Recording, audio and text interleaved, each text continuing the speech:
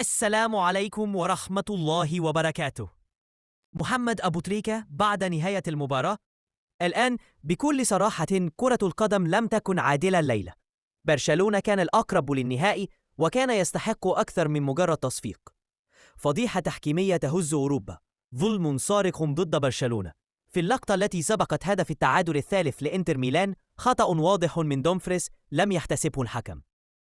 لمسة تدخل صريحة واضحة في مكان حساس وبوقت قاتل. كيف مرت هذه اللقطة بدون تدخل الفار؟ وهناك ضربة جزاء صحيحة لصالح لامين يامال.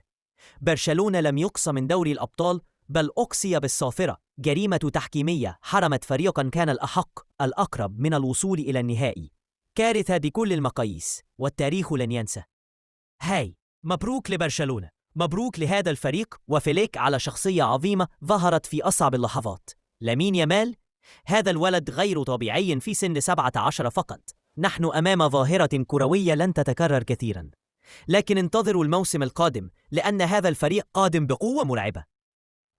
هاي، إن عجبك الفيديو لا تنسى الاشتراك ولايك وتفعيل زر الجرس ليصلك كل ما هو جديد.